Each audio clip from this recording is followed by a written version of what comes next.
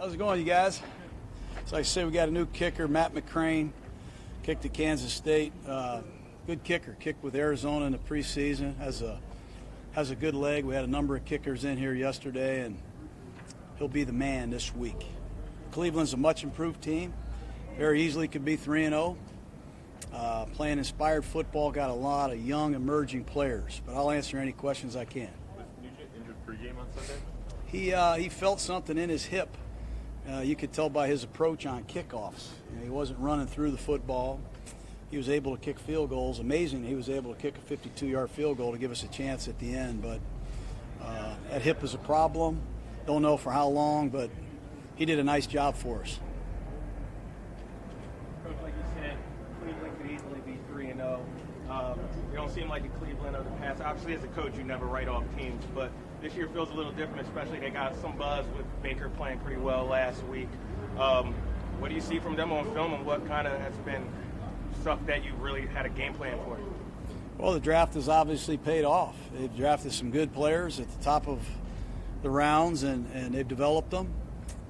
Really impressed with Mayfield in the preseason, really impressed with Mayfield coming off the bench. They've added some veteran players, guys like Jarvis Landry. They have a very good attacking style of defense under Greg Williams. Second year in that system, so obviously the men know what to do. Got a great young corner from Ohio State. It'll be a challenge, but they have been patient. I think they have drafted well. They've developed some players, and they've added some really good free agents. Saw the Dolphins defensive end tear his ACL, kind of trying to keep his weight off Derek. Then Mo tried to help up Tannehill to get some favor on that call. What's just your read or feeling about kind of the way they're calling roughing the passer now? It's a tough call. You know, they're trying to protect the quarterbacks. Defensive linemen have it really hard right now, I think. There's a call on us of roughing the passer I didn't agree with. You could say that play cost us a game. I hate to see what happened anytime a man gets hurt. We need more clarity. You know, I think we need more clarity, and I think that's been a common theme around a lot of rules, honestly. Where's Donald at the concussion protocol? I think he's going to be okay. You know, just because you enter the protocol doesn't mean you have a concussion. Anytime there's concern, you enter the protocol. But we hope to have him available on Sunday. Coach Baker Mayfield would have been a good candidate a couple years ago for quarterback camp. Now, as you look at him through a different lens, you know, what jumps out at you about what he's doing? Well, he just makes a lot of plays, you know, when nothing's there. You know, he makes plays when there is something there, the pocket is clean, he can hit the open receivers. But when nobody's open and he has to move around, he has a lot of Jeff Garcia in him. He'll dive for first downs. He'll extend plays. He's got a really good competitive spirit about him. I love the way he plays. I know he'll be very excited for his first career start. We got to do a great job giving him some looks and getting some pressure on him. What have you seen from the Browns' ability to generate pressure on the quarterback through a four-man rush? It's not just a four-man rush. You know, it's a six-man rush, it's a seven-man rush, it's a two-man rush. They have a lot of different blitzes, a lot of different fronts, numerous coverages.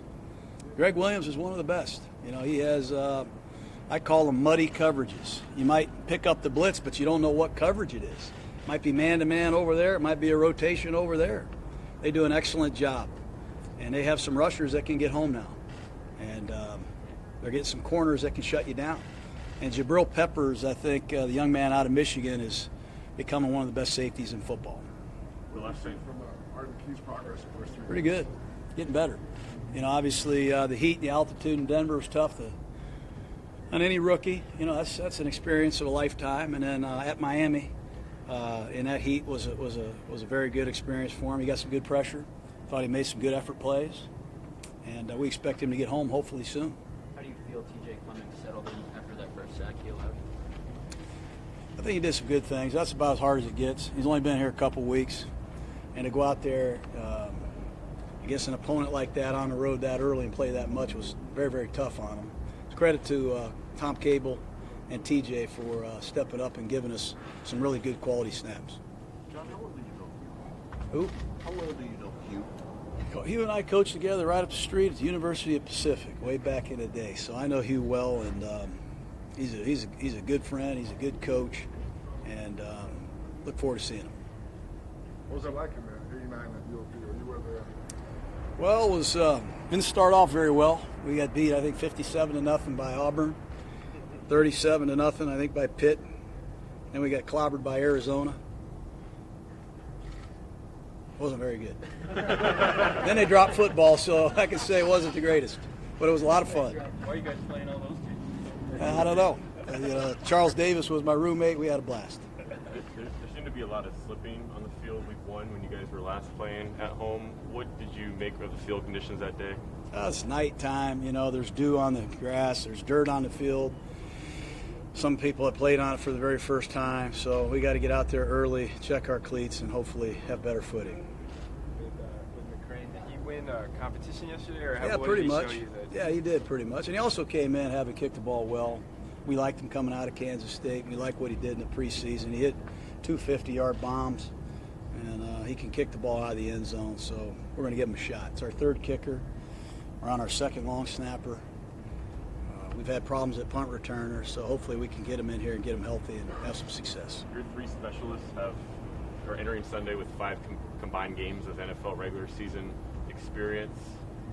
Is that at all concern, or is it something Rich is going to have to get them ready? This is what we have right now. It's what we're going to rally around. Derek Carr looked like he's made some positive plays so far. Is he continuing to build on that strong camp he had? Yeah, he is. He is. He's healthy now, I think, and he's becoming a quarterback back there. His communication is good, his range is good, and hopefully he can continue to improve. Your offense. Martavis Bryant, what have you seen from him since he re-signed? Seen some good stuff. I mean, he's demanded coverage. I think he's helped Amari have big days. I think he's helped Jordy have big days, and I think he made some big plays. 3rd down receptions the other day. We tried to get him the ball in a double reverse or a gimmick play. We didn't execute it very well, but his presence out there is a difference. Everybody knows who he is and what he's capable of doing. At times, in all 3 games this season, your offensive tackles have employed cut blocks and protection. Why is that an effective way to mix it in over the course of the game? Everybody does that in a quick passing game. Where you're going to throw a quick pass, you have to be aggressive, and sometimes cut block to knock their hands down so those passing lanes are clean. That's pretty common around football. All Time for levels. 2 more guys. 2. Coach, with you coming back here, as a coach going up against your former team in their venue, does that move the needle at all? My former team? Yeah, okay, for a former team. No, as for Hugh coming back. I don't know. Because you've been in that position before. Yeah, there's a lot of water going under the bridge. I'll let him answer that. I'm sure there's some deep hidden motivation somewhere, but Raiders have a lot of respect for Hugh Jackson, and rightfully so. That it, guys? Okay. All right, guys. See you after practice.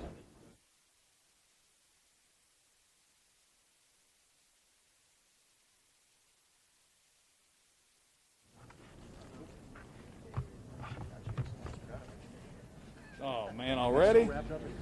Already? It's only been 5 years.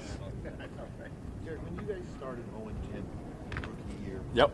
you always kept coming out here and you always sounded positive. It wasn't just, it didn't seem like you were blowing smoke. Right. What did you learn about yourself during that 0-10 start? And is there anything that you can glean from that you can use right now during what's going on here now? Yes, absolutely.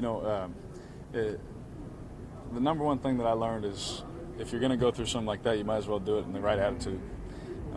Everyone, not only in football, but in life, you deal with a lot of different stuff, right? And it's all about, you always say, it's all about your attitude and how you handle things. And so I don't really want to waste my family's time, coach's time, my teammates' time by walking around here and being sad and things like that. There's no point. We got a job to do. We got things to fix. We got things to continue to work on. And trust me, when I leave the NFL someday, I'm going to know that I enjoyed my time. And I don't want to sit there and waste it on being sad. Is there anything, though, that you have to tell maybe some of the younger guys who haven't gone through? Oh, yeah. You had to make sure that everybody's still okay. Oh, yeah, it's mostly young guys because they just don't know. They don't know. They've never been in a situation like this, especially at this level, how intense it is, how much is always on the line just to get one win in the NFL. And so just talking to young guys, had a great talk, this morning with Arden Key, just about some of those kind of things. And obviously the context of that we can keep to ourselves. But just shedding a little bit of light into the situation for some of those young guys that really, people did it for me, and so I feel like I should, do it for them. You said that last interception that you do it again. You watch film, talk to the coaches. What's your thoughts on that play now? Yeah, I mean, again, when I say that, it's one-on-one, give my guy a chance. I think that situationally, just being, which is hard to say, just more conservative and more patient, kill some more time, kind of a thing, would be smarter.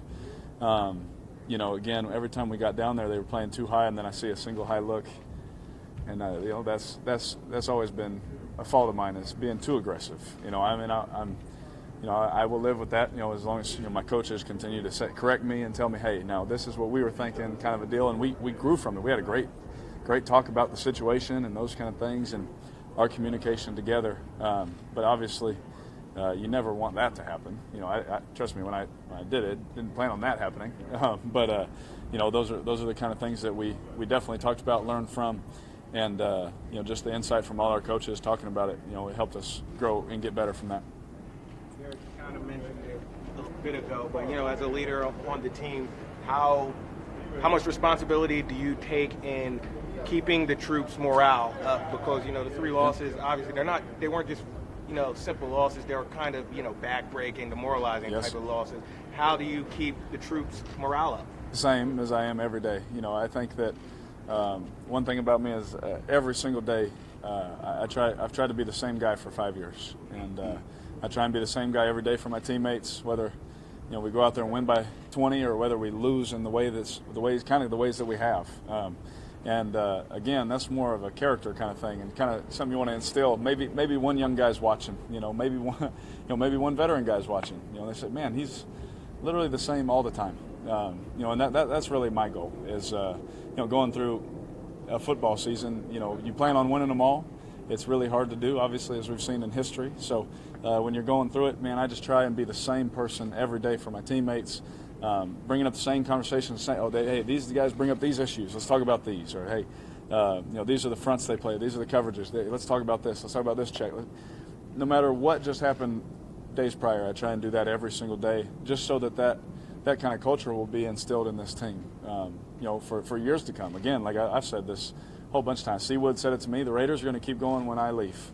He used to tell me that all the time. The Raiders will keep going when you leave, so leave your mark, on the guys in the locker room, on those young guys. Even if someone goes somewhere else, leave a mark on their life, kind of a thing. And so that's what I've always tried to do.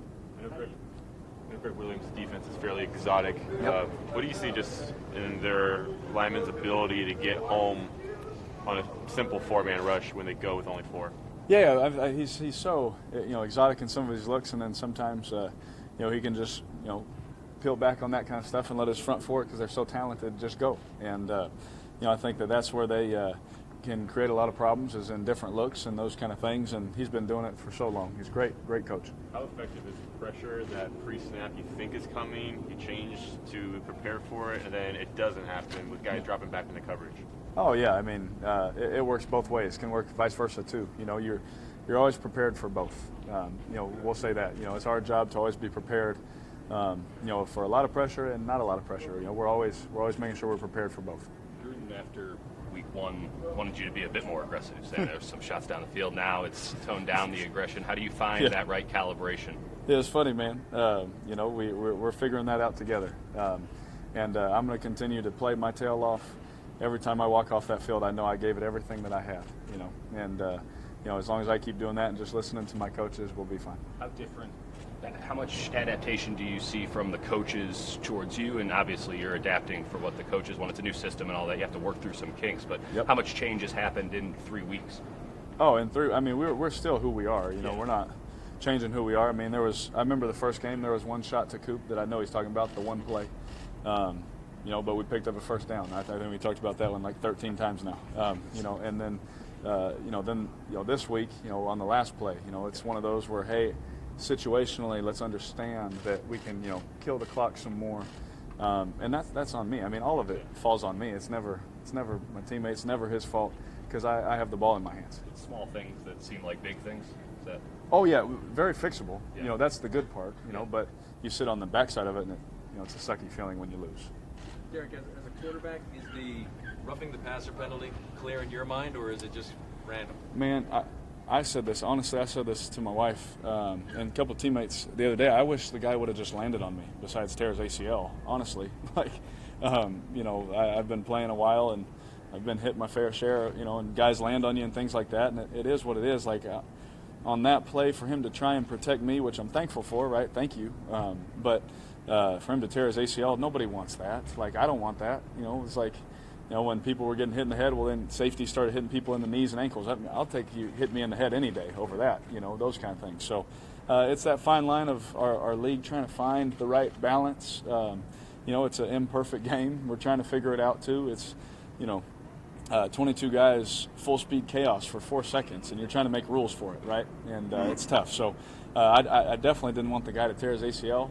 Thankfully, he protected me and kept me safe. But I much would have, if he was doing it again, man, land on me, so you don't hurt yourself. Did you get a sense that he was hurt right away, or did you? I could hear it. I can hear him. Really? I heard him, and I was like, I kind of just rolled over and looked at him to make sure he's all right, and obviously he wasn't. But that's a situation where you feel bad, man. You just you don't want the guy's season to be over. Man, go ahead and land on me. I'll catch my breath eventually, and we'll move on. Played the Senior Bowl with Garoppolo. Have you reached out to him in any way? No, I haven't reached out to him honestly because we've been so busy. But I will. I definitely will because, again, let's keep it in perspective. We're all humans, man. The guy just wants to play a game. We're playing a game for a living. He wants to be out there with his teammates. He's worked so hard. Got traded last year. Had a great start, right? And I feel bad for the guy.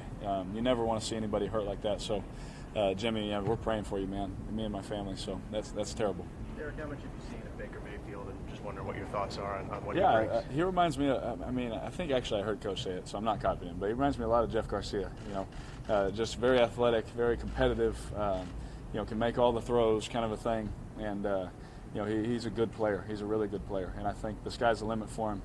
As long as he, just keeps his head down, keeps working, I think that he can do a lot of great things for their organization. Someone who kind of did a similar thing coming in and energizing it with a lot of tempo, high-intensity play. What does a guy like Mayfield do for a team like the Browns? He's not a prototypical guy, a lot of energy every time he's on the field. Do you guys feel that at the quarterback position? Not just leading to wins, but we're also bringing some people with us. Honestly, I'm fiery, Yeah. I know he is too. And I bet he would say the same thing maybe. But for me, it's we're just being ourselves, Right. And I think that's why, we're just, when we were younger, they told us, hey, you should play quarterback, Yeah. And I'm glad that I had people around me that told me to, because now, they'll see you work, they see you, play hard, and I'm sure some coaches along the way said, this guy will inspire somebody. Do you feel like that's an advantage for teams like the Raiders when you were here, and then for the Browns who have been getting a fiery guy at quarterback that's going to maybe break some stuff up and kind of change fortunes? Yeah, I think so. You just don't put up with below average things. Right. I'll say it that way. You just don't put up with it, and mostly the way that you can show it is by your work ethic and being intense at practice. The same way I pump my fist after a touchdown in the game, same way I do it at practice. I don't change, man. I'm gonna give this organization, I'm gonna give this city everything that I have every single day, not just on game day. I'm gonna give them everything I have, and we'll look at it 20 years from now and see what happened. But I think that Baker's the same way. He's given that city and that organization everything that he has every time he steps on the field, and it's good. I think it's a good thing for a team and for a city.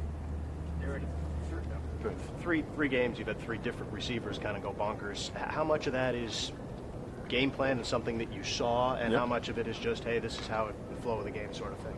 Both, a little bit of both. Obviously, there's some plays that that, well, this is built for somebody, but also you could have a play that's built for somebody, they take it away. Well, the next matchup, Coach Gruden and the staff did a great job of putting that person in that spot to win that matchup. So it works both hands, but it really just comes down to coaches putting together a plan and just relaying that plan. Hey, fellas, this is what we're going to do, kind of a thing. And then, depending on the defense, who they take away, that kind of stuff. When you're pulling in and out of Raiders headquarters, even on a day like Monday after a loss, you sometimes see fans who are standing out there asking for your autograph or saying encouraging words if you slow down and roll your window down. Yep. What's that been like over your time here, and just to see that? Man, it is consistent. Every time we leave, and sometimes as players, just being a human, you're like, oh, man, I don't want to stop today, you know, but you stop and you just tell them thank you, because this thing is going to go. You know, someday, you know, these years go by fast, right? I'm already, this is my 5th year. Someday there's going to be someone else in here, some other quarterback, and hopefully they do the same thing, because, you know, if I was standing out there, I'd want to see them too. And so I've always been thankful to our fans for being so supportive whenever I go to take my wife out to dinner or things like that. I've never had a time where a Raider fan, you know, they may be sad sometimes, they may be let down, but they are always loyal, and they always care about you. Like they say, once a Raider, always a Raider. And that is true with our fans. So driving out, seeing our fans, they've been so loyal and supportive. That's what makes it fun to play here, honestly, is we know it's not a good time right now, but we know that good times are coming, always. You know, I always expect good times, and I know that they do too, and so hopefully we'll get it right and get back on track so we can start winning. A couple more, guys. When you look at the film and just some of it is a concept that as coaches that they're implementing, and some of it is execution. You guys are doing players. I know the consistency hasn't been there for all 4 quarters, but a lot to be encouraged by. Has that just been a consistent thread throughout these losses? I mean, there really is. You know, that's the sucky part about the way that we've lost and losing. You know, you look at all the bad stuff. You know, if we go down there and we win that game, we kind of look over. You know, you guys may look over some stuff that I've done before. You know, but the way that we're moving the ball, running it, throwing it, protecting, you know, adjusting on the fly, the way that we're doing certain things. I mean, it's awesome. It really is, and I think that's why you see our team here on a Monday after a loss lifting. You know, it's not what we wanted, but everyone in there is energized. You know, I've been 0-10 before, and I know that feeling. I've seen the look on people's faces. It's not the same look that our team has. Maybe it has to do with our coaches, or maybe it has to do with veteran players. I don't know, but you know, we understand that we're doing some really good things on both sides. Now, we all need to correct here and there a little bit, but it's not drastic stuff. We're like, man, we have no chance. You know, we're going out there against some good football teams and doing some good stuff. All set? Good. All right, thank you, guys. Thanks.